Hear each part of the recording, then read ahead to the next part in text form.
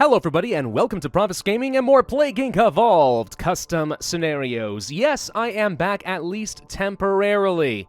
I say that because I actually had something else intended for you guys today, but it turns out it's a little bit harder to set up than I thought it would be. You'll see, hopefully, on Thursday. However, I am very happy to bring you a new scenario called Lycanthropy, the Monster Plague Engine proof of concept, developed by none other than Indigofenix, which means you know it's going to be interesting. Apparently, Indigofenix wrote a special script for Plague Inc. that kind of adds in a new combat system behind the scenes, a whole new set of stats and mechanics that ideally other content creators will be able to use in the future. At least I think that's what Indigofenix is going for. So as a proof of concept, you better believe this is going to be using some of those combat mechanics. I'm looking forward to seeing what Indigofenix has in store for us today. A mysterious virus with symptoms similar to rabies has appeared, but this strange pathogen may have more in store for humanity. Can you take over the world with werewolves? I bet you I can. Your new main challenge will be getting enough DNA and overwhelm human forces before they build up, so an aggressive playstyle is advised. There will be some spore bursts, so you don't have to get too tied down worrying about the islands. This is a demonstration of that Monster Plague engine I was talking about before, so hopefully it becomes a new plague type. That sounds kind of cool. And if you want to try it out, there is actually a link in the future. So, let's go ahead and try out Lycanthropy. Now, it's a virus type, and since I want to be aggressive, ATP Boost and Darwinist are very good choices for us. Aquacytic Streamophile and Symptostasis, also pretty solid, perhaps especially the Sympto. Though, having previewed this a little bit on my own time, Pathostasis can be good as well, but I definitely would recommend the Symptostasis. Lupine Parvovirus is the default name, which I'm A-okay with. A new moon rises! A new strain of a forgotten virus, formerly considered a myth, has once again infected a host. Will the world fall to the werewolves, or will humanity win the day? Now! Humanity never gets to win the day. I am refusion. No, it's not allowed. Okay, so with this particular scenario, you're going to spread kind of slowly. There's not quite as much stat development via transmissions and symptoms as you might be used to, though it will pick up a lot in the late game. Primarily what you want to do, probably, is start with the symptoms and work toward Lycanthropy in the very center of the symptoms, I guess, map, menu, UI, whatever you want to call it, pretty much as quickly as you can, because that's what's going to get the werewolves started. And that's going to have a new set of stats that are not going to show up back here, infectivity, severity, or lethality. Consider 4 whole new stats in the background that are going behind the scenes, a whole separate infectivity bar in order to give you more spread. So we kind of want to focus on that probably immediately. And I'm going to go for congestion, which gives extra infection rates, and then work toward hyperventilation. Fluid droplets expelled by rapid breathing increase infection rates, especially in the hot climates. Makes a lot of sense for starting in Saudi Arabia. Play aggressively, he says. It does not spread easily through normal means and requires a lot of DNA to evolve fully. The Lycanthropy trait is found at the center of the symptoms page. Pick up this as soon as possible to maximize your DNA points. Absolutely correct. And you know what? I really appreciate it when there's a game-changing mechanic involved, and the author actually makes sure that you know what's going on. I'm just saying, that's polite. By the way, I really hope that the audio turns out okay for this. I had to move my computer and a lot of things around. Again, for reasons you'll understand a little bit. Heck, I actually was considering recording this entire scenario in a totally separate room, but the audio proofing would have been just horrible. No soundproofing foam on the walls at all. So, yeah, I stuck with this, but that means I had to unplug a lot of cables, and I'm really hoping that the audio is still set up correctly? I don't know.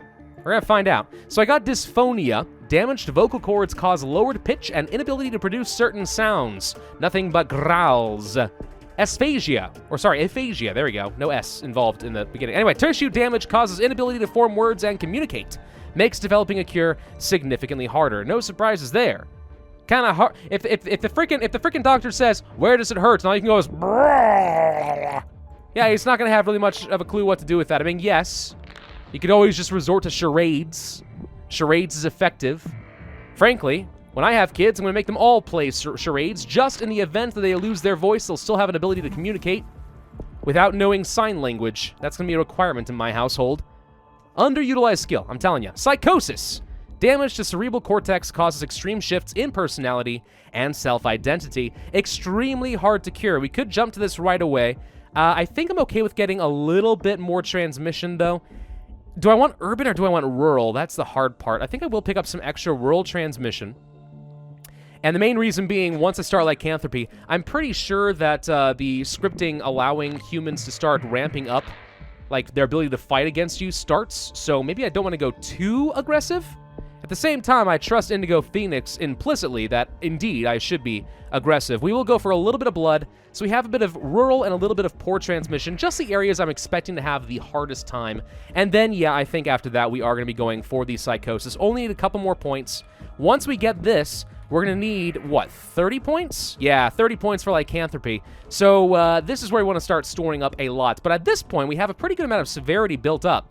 So in theory, we should be getting a good amount of DNA as we are spreading naturally by plane. Infectees become convinced they have transformed into wolves. They aren't actually wolves, they just think they're wolves. Enables werewolf abilities and triggers retaliation. Extremely hard to cure. Attack +1, infectivity +1. What is that? Those are those hidden stats I was telling you about in the background. They are exactly what you think they are. The extra infection or something like that. I don't remember the exact name of it. Just makes it easier to spread. It's like a whole separate infectivity bar, and it's actually probably more effective than infectivity. Attack apparently increases how much DNA you get. There's also defense and something called pen, which I'm guessing is penetration for armor, which in my practice games wasn't very relevant, but I mean, who knows? We'll find out. All right, we have Lycanthropy. That does lead to aggression, which gives extra attack value, or cannibalism, extreme compulsion to bite and eat other humans, more infectivity. Not a lot in the symptoms tree, though, to increase these stats. This is pretty much where you're going to turn away from the symptoms and just kind of let mutation chance give you some extra bonuses if you're lucky. What we want to do now is turn over to the abilities tree. Now, all of this down here was missing. I just realized I didn't actually show the abilities earlier. It was just your standard cold, heat, and drug resistance, all right? All of this is now new once you get Lycanthropy. So we have panting, more effectiveness in the hot climates. We have hypertrichosis, fur, allowing us to be more effective in the cold climates. Lupine endurance, land transmission, and also will lead to the spore bursts. Then we have enhanced hearing. Cartilage buildup causes the ears to become large and stiff, making it easier for infected to avoid attack or hunt wary prey. Defense, and then there's that pen thing. I don't remember seeing a pop-up explaining what the pen does. Again, I'm assuming something like penetration, but it could be totally something different. I don't really know. Tapetum lucidum.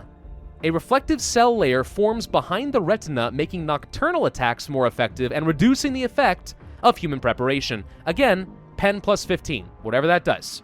Enhanced smell, enlargement of olfactory, there we go. Tissue greatly enhances the sense of smell, making it easier to track down wary prey and avoid attack. Pen +10, defense +5. Okay, so a lot of stat enhancers off the bat. We have claws, giving just straight up extra attack by rending human flesh. And we have fangs. Human teeth fall out and long fangs grow, allowing us to penetrate clothing, giving us attack and infectivity, but no penetration. So again, maybe I'm wrong about what pen is. Now I'm thinking about it. Frickin' heck, what is it? I feel like I'm going to be an idiot. Someone's going to say in the comment section what it is, and I'm going to be an absolute dum-dum. But either way, this is pretty good. Attack +5, infectivity +5. I like that. Muscular hypertrophy, giving extra attack and defense value, and regeneration, giving lots of defense value. That, of course, will become more and more important once we do have to start fighting the humans. Lupine parvovirus has begun to turn people into werewolves. Infected will begin to attack the unturned. Evolve infection to spread the plague by force, and attack to kill for more DNA points. I'm guessing attack is just like more lethality, right? At least that is the suspicion.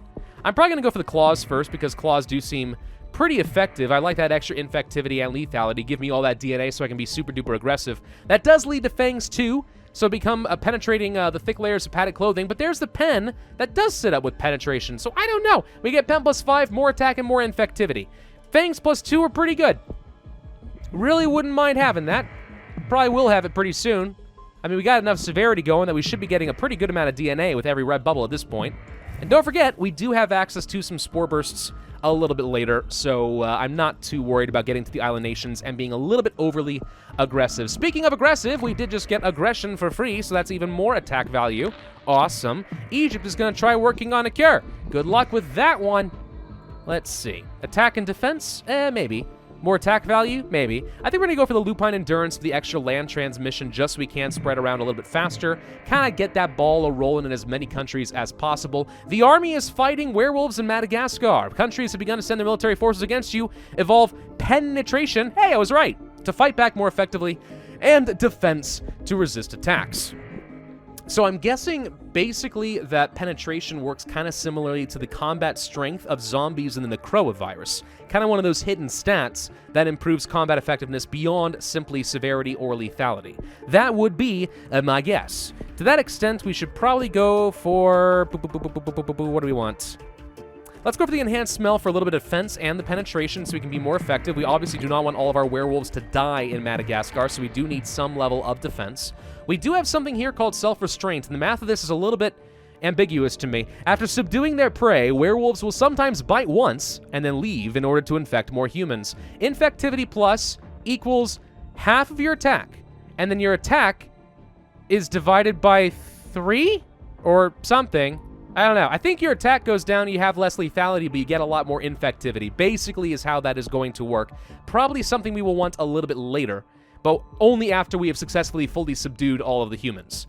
I'm going to go for a little bit of defense value with the regeneration, and I'm going to go for the muscular hypertrophy for the attack and the defense, just so we have a good mix of extra stats. And you know what? For good measure, let's go for some claws and rend that human flesh. How are we doing in Madagascar? Looks like everybody has successfully been infected, so the army did not last very long, did they? Do we want more penetration? Do we want more defense and penetration? I think we're going to go for the extra attack value plus 10 with even more hypertrophy. Got to make sure that we don't kill outrageously fast. We do still need to get to as many of these islands as possible. 20 defense there is certainly fine. Attack plus 20, yeah. We probably would like to have some level of either air or water transmission. If I go for saliva and then water transmission level 1, that at least will increase the odds that I get onto a boat somewhere, maybe save myself a little effort with some of these islands. Then again, now that I think about it, I think there's at least 3 levels of Spore Burst, so maybe I'm not worried about it at all. Nah, I don't think I'm worried about it at all. Let's go for the claws. More attack. We're gonna kill you all. More rending. More rending of the fleshes.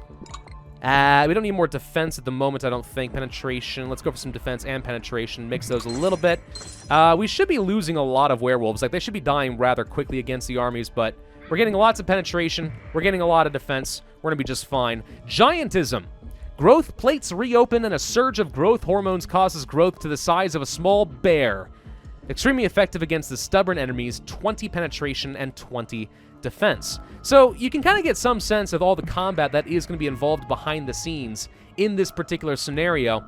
It's not exactly flashy just because you can't really see half of what's going on. You know it's having an effect, but it's not the most obvious thing in the world. All right, we can at this point probably afford to do some scouts and stuff, just the Caribbean and Greenland. Let's go, Greenland? Yeah, Greenland. Let's go for scout, that'll infect a new country. There goes the Caribbean, and then we'll have raiders to find new homes, and that's gonna get me into Greenland. Problem solved, and now we just need to infect everybody from here on out. So let's go for self-restraint.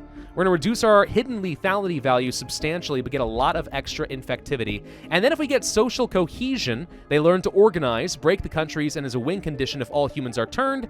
Sounds great to me. We have the perfect amount of DNA to make all that work. Tsunami hit Central America. Now we just need to infect everybody. And we're a little bit slow in some countries like Ukraine, but hopefully we will hit critical mass rather quickly. If we get a little bit of cold resistance, that probably will speed things up a tiny bit in places like Scandinavia as well. CDC is hunting down patient 0, and they are getting up to almost 40% cure progress, which is a little bit of a problem, but I mean, yeah, I think we're fine. I think we're fine anyway. Just waiting on you all to die. There is, by the way, one more spore burst down here. Werewolves periodically setting out across the world. Presumably, it's just a constant spore burst going on. At least that's sort of been my assumption. That could be wrong. It's occasional that I am, indeed, wrong. Let's go for the cannibalism for a little bit of extra infectivity, and maybe autophagia for a little bit more infectivity. Also, tremors. Just trying to slow down that cure a tiny little bit by myself, a little bit of extra score. Right now, we're just running kind of slow, but there we go. Werewolves now rule the earth. All humans have been killed or turned. A society of werewolves rises in their place. Victory! There we go. See? Not so bad. 413 days, tiny bit slow, certainly too slow to get the 3 stars value we were hoping for, but we did get 43% cure progress, 57,607 points, 2 stars. So, again, it's not the flashiest thing in the world just because you don't quite have the satisfaction of seeing your metrics go up like you do with infectivity, severity, or lethality. However, it certainly does seem to work, and it's kind of fun having to balance 7 stats if only there's a really good way to reflect those stats back down to the user, but I don't think that Indigofenix can write a script that literally changes the user interface of Plague Inc. So that's just a limitation. Even so, you have to credit the creativity to actually write a script that literally changes the mechanics behind the scenes, and then in theory, sending that out to the rest of the Steam Workshop so that content creators can use it for a lot of different kinds of scenarios. I think that's a really, really creative and awesome idea, and I expect nothing less from Indigofenix. So this is absolutely a thumbs up from me, a very good proof of concept, I would say, and I'm eager to see what people are going to do in the future with it. Thank you all very much for watching. I hope you enjoyed. If so, then I would ask you to hit that like button, leave a comment, and subscribe to that notify bell for my future content, and I will see you guys next time.